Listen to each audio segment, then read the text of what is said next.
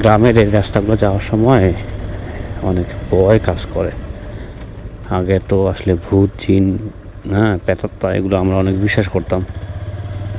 এখনও যে অবিশ্বাস করার সুযোগ নাই, দুর্ঘটনা কিন্তু ঘটে। জিন বদ জিন তো আছেই।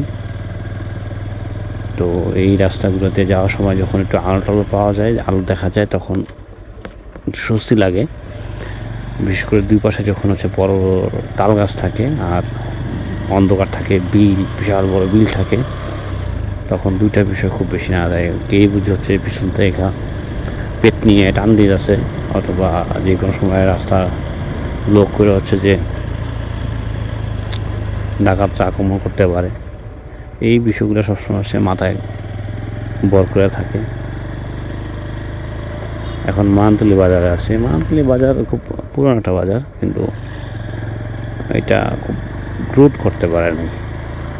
হয় না যে সময়ের সাথে সাথে বাজারগুলো বা পরিবেশ বা গ্রামগুলো বা বিভিন্ন একটা এলাকা গ্রোথ করে, ডেভেলপ করে। মানতলি বাজারটা এখান থেকে অনেকটা পিছিয়ে আছে। মানুষ কত সচেতন যে তারা বাইরেও লাইট দিয়ে রাখছে, যাতে এই পথচারী যারা আছে তাদের যাওয়ার জন্য একটু হলে সুবিধা হবে।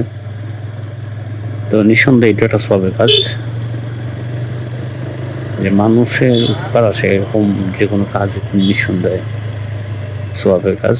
কারণ আল্লাহ তাআলা 18,000 যে মাখলুকাত সৃষ্টি করছেন, সব কিছু মানব কল্যাণের জন্য সৃষ্টি করছেন।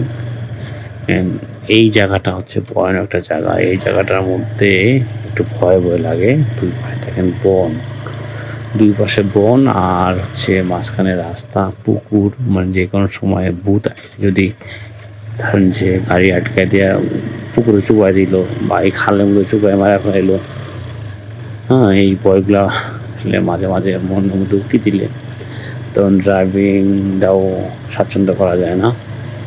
তো রাতের আধারে যারা ড্রাইভিং করবেন বা রাতের আধারে যারা ড্রাইভিং করতে ইচ্ছুক, তারা কিন্তু মানসিকভাবে একটু প্রস্তুতি রাখবেন যে এই ধরনের কিছু আসলে নাই, এই টাইপের কিছু। তারপরও যারা অনেক সময় ভূত দেখায়, এগুলা যে কল্পকাহিনী, গল্প। আমি বেসিক্যালি বদজিন আছে, কারণ বদজিন থাকারই কথা।